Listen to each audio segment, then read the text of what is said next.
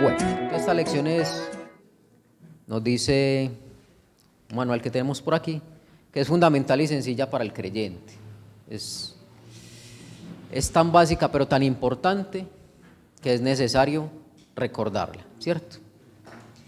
Hay que establecer ciertas verdades básicas acerca de la persona, en las personas nuevas, y es: ¿quién es Jesús? Si te preguntan quién es Jesús, ¿tienes la capacidad de responder quién es Él? Tocaremos algunos puntos acerca también de la Virgen, ¿cierto?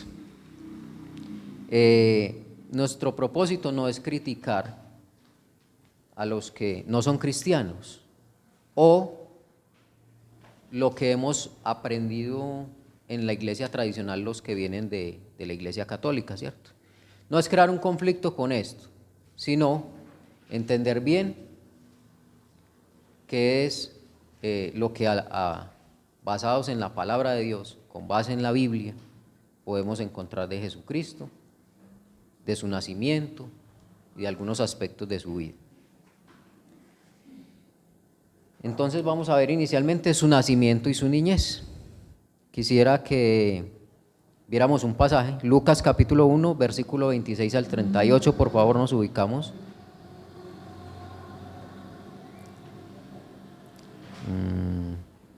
Pastor Luis, le pregunto una cosa, ¿esta versión que tenemos aquí es la misma Reina Valera en el manual? Sí, correcto. Ok, estamos Lucas capítulo 1, versículo 26 al 38. ¿Sí?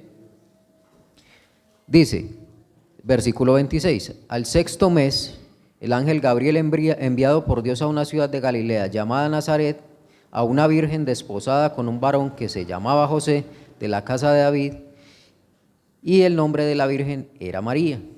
Y entrando el ángel en donde ella estaba, dijo: salve, muy favorecida, el Señor es contigo, bendita tú entre las mujeres. Mas ella, cuando le vio, se turbó por sus palabras y pensaba: ¿qué salutación es esta? Entonces el ángel le dijo: María, no temas, porque has hallado gracia delante de Dios, y ahora concebirás en tu vientre y darás a luz un hijo y llamarás su nombre Jesús. Este será grande y será llamado Hijo del Altísimo, y el Señor Dios le dará el trono de David su padre, y reinará sobre la casa de Jacob para siempre, y su reino no tendrá fin. Amén. Entonces, como tenemos el manual ahí, nos dice que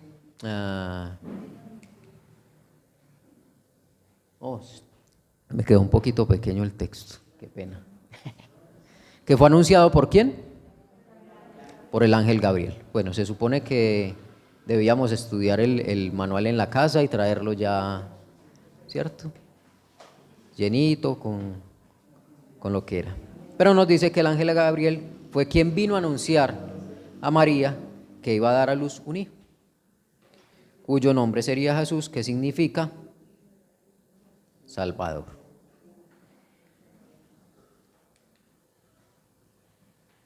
¿Qué le dijo el ángel?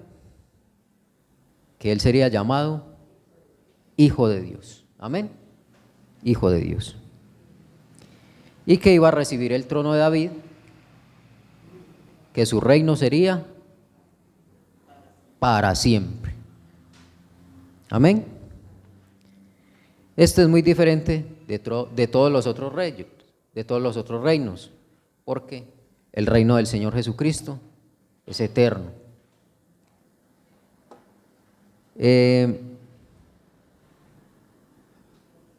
Tenemos que tener claro esto. Yo hablaba esta semana con uno de los hermanos y le decía: nosotros no, el día de ayer, no tenemos claro lo que es un reino, ¿cierto? Porque no vivimos en ese contexto, aquí no hay reyes, entonces no sabemos lo que es un gobierno monárquico, ¿verdad? Pero donde hay reyes, en España, en Inglaterra, en algunos países de Europa, conocen muy bien lo que es un reinado, ¿cierto? Y nosotros podríamos utilizar esa referencia para saber qué funciones tiene un rey y cuál es la posición de los súbditos de este rey en donde hay estos reinos. Entonces, si entendemos que Él es nuestro rey, debemos entender que debemos ser obedientes a Él todo el tiempo, ¿cierto? Que su palabra es ley y que debe guardarse en nuestros corazones y en nuestras mentes para cumplir la ley delante del Rey, de nuestro Señor Jesucristo. En el versículo 34 al 37 de este mismo pasaje, espérame un segundito, por favor. Cielo, ¿me prestas el manual, el mío? Regálame un segundito, por favor. Busco algo que tenía aquí. Gracias.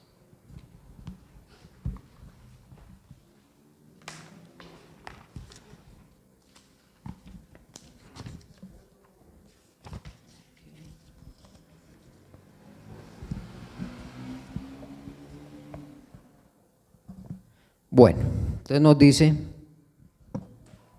miércoles se fueron las diapositivas.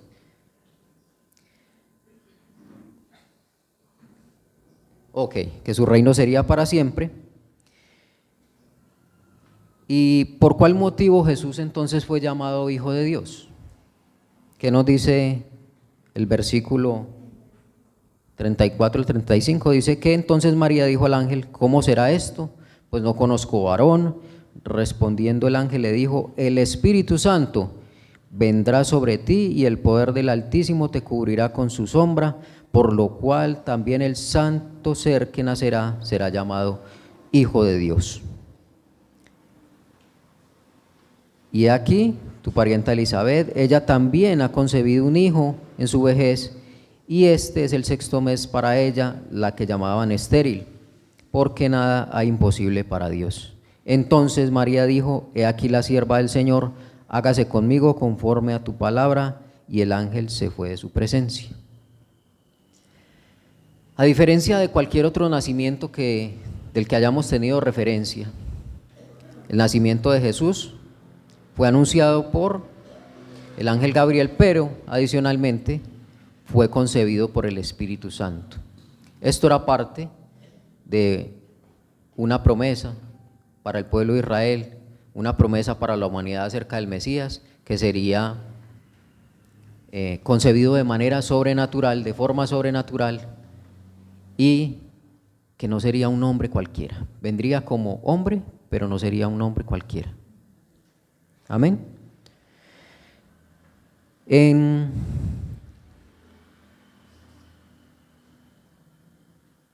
este contexto nos dice entonces que Jesús no tiene un padre humano. Su padre es Dios directamente. Y es necesario entender que lo que sucedió fue la concepción y el nacimiento del hombre Jesús, y no el comienzo de Dios Hijo, quien es un ser eterno. María aceptó la palabra del ángel en obediencia y sumisión. Para ella fue un choque tremendo, pero para Dios ya estaba determinado que iba a suceder. María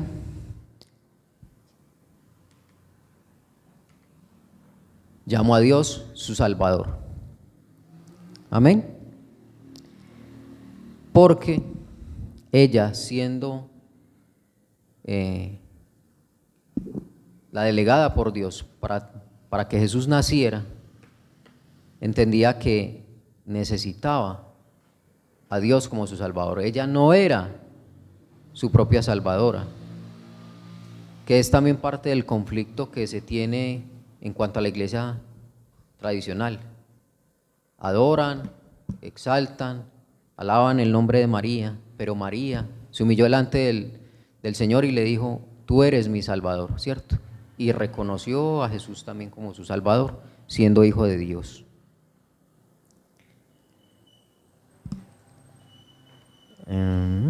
dice en Lucas capítulo 2, versículo 7, quisiera que fuéramos al pasaje, Lucas capítulo 2, versículo 7.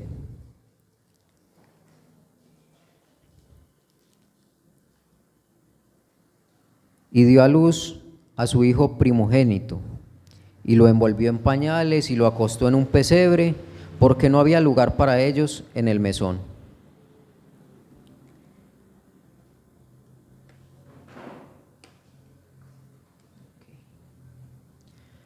Tenemos que hacer una diferencia aquí entre lo que es primogénito y unigénito. La palabra primogénito significa primer hijo y unigénito significa único hijo. Cuando decimos que Jesús era el primogénito de María, estamos diciendo que era el primero de varios hijos, ¿cierto? Que María era una mujer común y corriente y que su matrimonio era un matrimonio como el de cualquiera, ¿cierto? En esta tierra. Así que, por consiguiente, después de Jesús, vendrían otros hijos, ¿cierto? Debemos entender esto. Cuando la palabra nos dice primogénito, entendemos que es el primero. Y en otros pasajes nos habla de quiénes eran los hermanos de Jesús y quiénes eran sus hermanas también. José y María eran un matrimonio convencional, por así decirlo, pero eran una familia como cualquier otra. Entonces, nos vamos a encontrar con personas que nos van a decir es que María permaneció siendo virgen, María no tuvo más hijos, y la palabra nos dice que no es así. Ella fue escogida por Dios para que Jesús naciera en este mundo a través de ella, pero ella seguía siendo una mujer frágil, con debilidades, con necesidad de ser salva. La doctrina católica nos habla de la Inmaculada Concepción y dice que María fue concebida sin la mancha del pecado. Se basa únicamente en una tradición, esto no es bíblico. Ella era la madre de Jesús, es decir, su parte humana, no era la madre de Dios, que sigue siendo eterno. Debemos tener cuidado de no criticar esta posición, pero si queremos ganar a una persona para Cristo, no debemos aplastar sus creencias, sino hacerle entender esta verdad bíblica. Amén. Ok. Quisiera que leyéramos Lucas 2:39 del 40 al 52 y vamos a hablar un poco acerca de Jesús. Vamos a Lucas 2:39 al 40 y el versículo 52. ¿Estamos ahí? Ok. Dice que después de haber cumplido en todo lo prescrito en la ley del Señor, volvieron a Galilea, la ciudad de Nazaret, y el niño crecía y se fortalecía y se llenaba de sabiduría y la gracia de Dios era sobre él. Y Jesús crecía, ¿en qué? ¿Qué nos dice la palabra de Dios? En sabiduría, en estatura y en gracia para con Dios y los hombres. Aquí él habla del completo desarrollo de Jesús. Esta es la siguiente respuesta de su manual, si no lo han llenado. Aspectos en los que creció Jesús: sabiduría y estatura, y en gracia para con Dios y los hombres. Nos habla de que Jesús creció como un joven, como un niño, como un joven, como un adulto común y corriente, ¿cierto? Como cualquiera de nosotros. Él era hombre en esta tierra. Aunque su naturaleza es divina, él seguía siendo hombre en su cuerpo en esta tierra. La diferencia es que siendo humano fue sin pecado.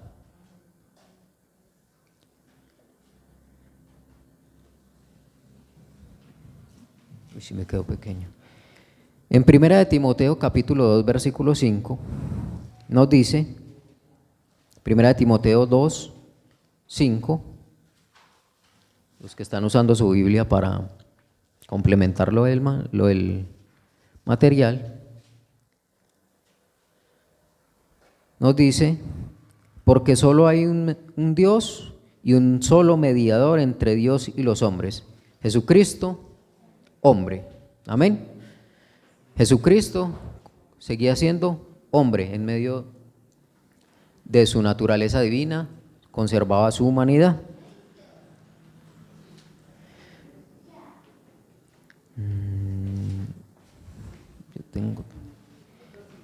En los siguientes versículos demostraremos que Jesús era completamente hombre. Hablaremos de Lucas 4, capítulo 4, versículo 2. Dice que por 40 días era tentado por el diablo, que estuvo ayunando por 40 días y era tentado por el diablo y no comió nada en aquellos días, pasados los cuales tuvo hambre. Amén. Bueno, vamos al siguiente versículo rápidamente, que es Juan capítulo 4, versículo 6. Ubiquémonos en nuestras Biblias, Juan capítulo 4, versículo 6. Dice que estaba allí en el pozo de Jacob y Jesús, cansado del camino, se sentó allí junto al pozo y era como la sexta hora. Entonces dice que después de llegar al pozo, Jesús se sentó porque estaba cansado. Amén. Dice la palabra, nos describe cómo era Jesús en su humanidad. Era un hombre que sentía hambre, ¿cierto? Que se sentía cansado, que sentía todas las debilidades del hombre en su naturaleza humana, todos los sentimientos del hombre en su naturaleza humana. Es más, el diablo vino a tentarlo como hombre y le ofreció riqueza, le ofreció gloria, le ofreció comida, ¿cierto? Porque él sabía que él como hombre tenía esa necesidad de alimentarse, ¿cierto? Que él se cansaba, que él sentía en su cuerpo dolor, tristeza, sufrimiento. Siendo Dios y en su naturaleza humana, él era un hombre, 100% hombre. Y aunque la tentación no es pecado, Jesús fue tentado en todo, pero él nunca pecó. Perdón, nos falta un versículo. Juan capítulo 11, versículo 35, nos dice que Jesús lloró. Otra de las muestras de que Jesús era hombre, ¿cierto? Jesús lloró. Lloró por Lázaro, lloró por Jerusalén, viendo esta ciudad cómo se perdía. Aún en ese momento, él conociendo, siendo Dios y conociendo el futuro, lloró por cada uno de nosotros, porque sabía que necesitábamos de él. Dice Hebreos 4, 14 al 15, por tanto, teniendo un gran sumo sacerdote que traspasó los cielos, Jesús, el Hijo de Dios, retengamos nuestra profesión, porque no tenemos un sumo sacerdote que no pueda compadecerse de nuestras debilidades, sino uno que fue tentado en todo, según nuestra semejanza, pero sin pecado. Amén. Entonces fue tentado en todo, pero sin pecado. La diferencia entre el hombre Jesús, que fue tentado en todo, y Jesús Dios, es que Jesús como Dios no tuvo pecado, no accedió al pecado, aun cuando la tentación del maligno fue muy evidente, ¿cierto? Y fue dirigida a lo que era su debilidad como hombre, pero él no accedió al pecado y no permitió que el diablo ganara esta batalla. Vamos a hablar entonces de su divinidad. Ya hablamos de su naturaleza humana, ahora vamos a hablar de su divinidad. Juan capítulo 14, versículo 1 al 11, vamos a leer este pasaje. Juan capítulo 14, versículos 1 al 11.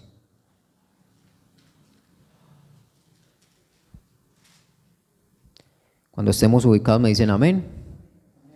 Juan capítulo 14, versículos 1 al 11. Dice: no se turbe vuestro corazón. ¿Creéis en Dios? Creed también en mí. En la casa de mi Padre muchas moradas hay, y si así no fuera, yo os lo hubiera dicho.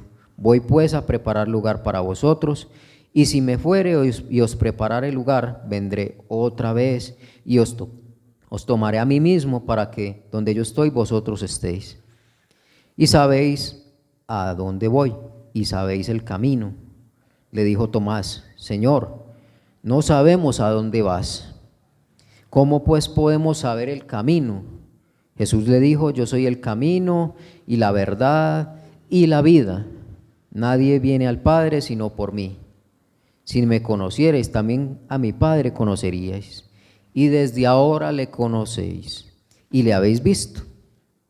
Felipe le dijo: Señor, muéstranos al Padre y nos basta. Jesús le dijo: tanto tiempo hace que estoy con ustedes y no me han conocido. Felipe, el que me ha visto a mí, ha visto al Padre. ¿Cómo pues dices tú, muéstranos al Padre? ¿No crees que yo soy en el Padre y el Padre en mí? Las palabras que yo os hablo, no las hablo por mi propia cuenta, sino que el Padre que mora en mí, Él hace las obras. Créanme que yo soy en el Padre y el Padre en mí. De otra manera, creedme por las mismas obras. En este pasaje Jesús nos habla de sí mismo y nos dice que Él es el camino, la verdad y la vida.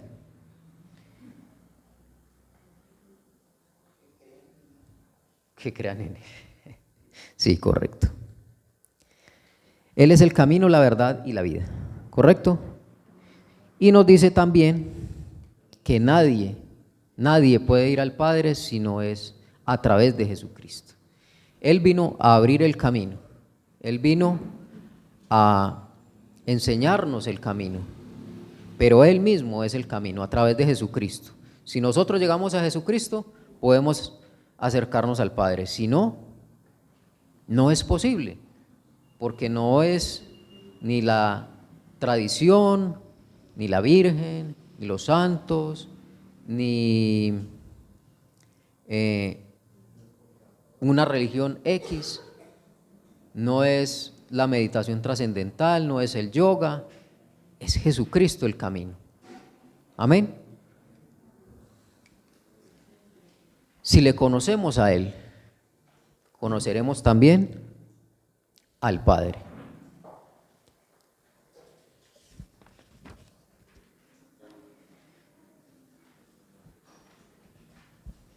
Nos dice el versículo 9: el que me ha visto a mí, ha visto al Padre. ¿Cómo decís pues, muéstranos al Padre?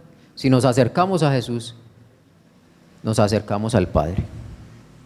Entonces nos dice el versículo 9, sus materiales, dice, versículo 9, el que ha visto a Jesús, ha visto al Padre. Amén.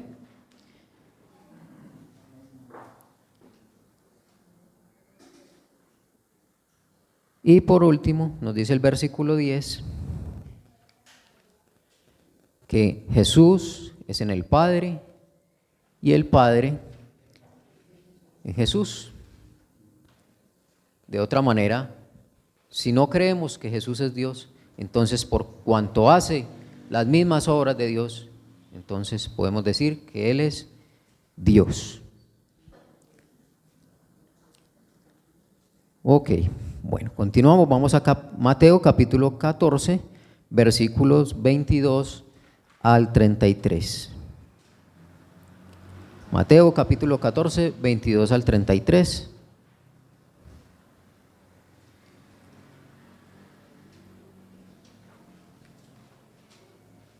¿Estamos ahí? Mateo capítulo 14 del 22 al 33.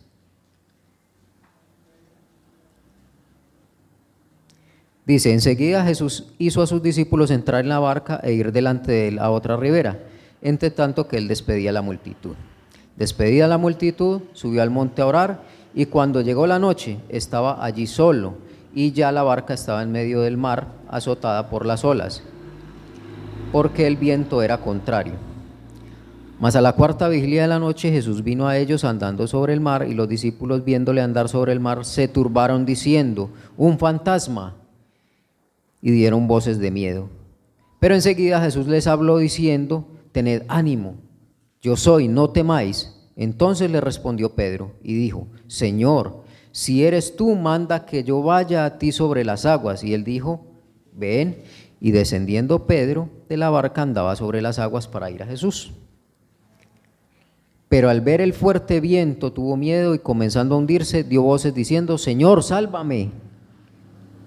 Al momento Jesús, extendiendo la mano, asió de él y le dijo, hombre de poca fe, ¿por qué dudaste?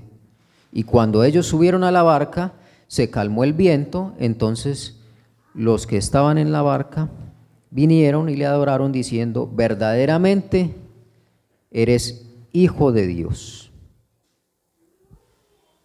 Jesús anduvo sobre el mar en este evento. ¿Qué concluyeron los que estaban entonces en la barca?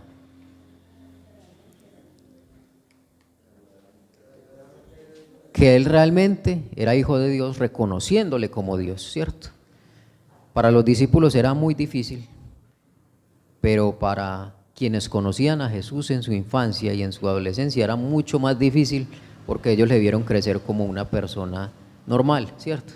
Él era el carpintero, el hijo de María y de José, ¿cierto?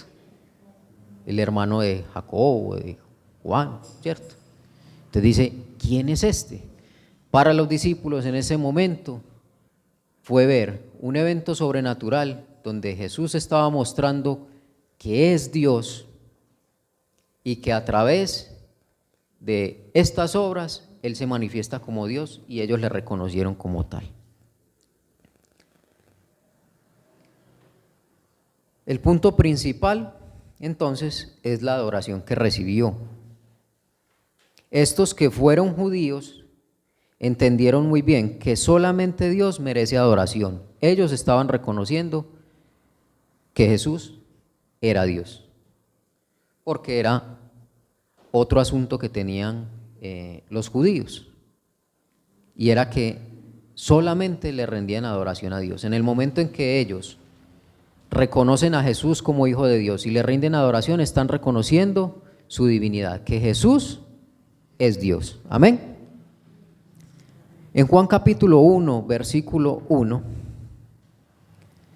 este versículo dice que el verbo, ¿cierto?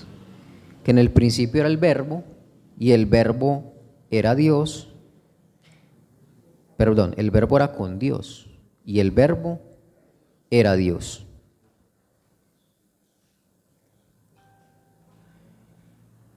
Es importante establecer que el verbo es Jesucristo. Amén.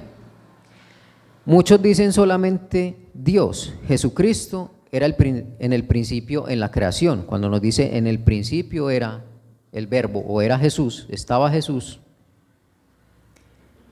Y Jesús estaba con Dios, ¿cierto? El verbo es Jesús, entonces en el principio era Jesús, Jesús estaba con Dios y Jesús era Dios. Muchos dicen solamente que Dios era en el principio de la creación. Jesucristo era en el principio de la creación, no comenzó a existir, sino que ya existía. Existía como Dios, el Hijo de la eternidad. Era con Dios el Padre y era Dios mismo. En la Trinidad hay tres personas distintas en un solo Dios. Son iguales en poder y en esencia. Jesucristo es Dios, es Hijo encarnado, tomó naturaleza humana, pero sigue siendo Dios.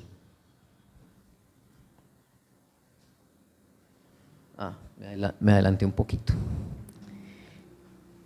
En Marcos, capítulo 2, versículo 3 al 12, recuerden que estamos estudiando bastante Biblia, entonces vamos a leer rapidito los pasajes. Ya estamos terminando dice, Marcos capítulo 2, versículo 3 al 12, dice que entonces vinieron a él unos trayéndole un paralítico que era cargado por 4.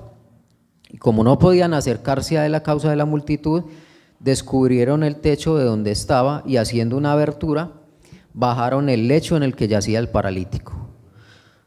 Al ver Jesús la fe de ellos, dijo al paralítico: Hijo, tus pecados te son perdonados. Estaban allí sentados algunos de los escribas, los cuales cavilaban en sus corazones: ¿por qué habla este así?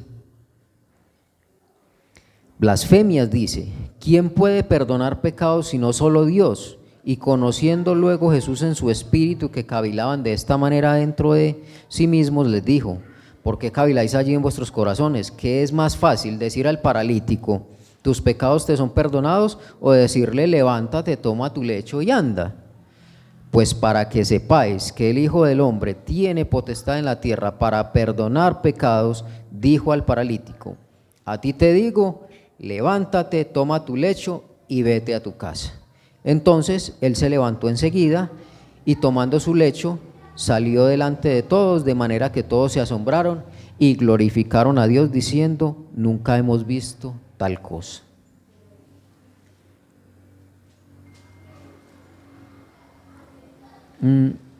Jesús está reclamando entonces la autoridad para perdonar pecados, ¿cierto? Ellos dicen: solo Dios puede perdonar pecados, ¿sí?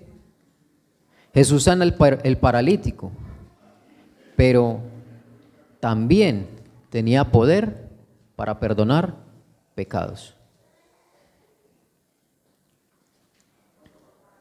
Y esto hace parte de la identidad de Jesús como Dios, de su divinidad. Entonces él dice: es más fácil decirle: tus pecados te son perdonados, ¿y quién va a dar fe de ello? ¿Cierto? ¿Quién va a decir: sí, él le perdonó los pecados y ya fue perdonado? Si eso no tiene comprobación alguna. Entonces les dice: como ustedes no creen, entonces voy a hacer lo que es más difícil. Le voy a decir al paralítico que se pare, que tome su lecho y se vaya. Y efectivamente el hombre se levanta de su lecho y se va, y ellos se asombran de tal milagro y tienen que reconocerle que Él es Dios y que tiene poder para perdonar pecados. En Juan capítulo 20, versículo 28, nos dice, Juan capítulo 20, versículo 28, que Tomás respondió y le dijo: Señor mío y Dios mío. Jesús estaba identificándose como Dios. ¿Recuerdan el pasaje en que Tomás, el incrédulo, se acerca a Jesús y le dice Jesús que metiera su mano en su costado y que metiera su dedo en su llaga para que se diera cuenta de que él sí era Jesús? Y Tomás reconoce a Jesús como Dios y aseguró que Él es Señor y que Él es Dios también. Y por último vamos a ver Hebreos capítulo 1, versículo 8. Y vamos a ver qué nos dice Dios acerca de su Hijo Jesucristo. Hebreos capítulo 1, versículo 8.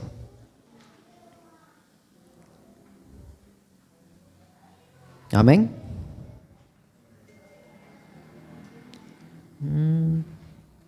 Nos dice: mas del Hijo dice: tu trono, oh Dios, por el siglo del siglo, cetro de equidad es el trono de tu reino.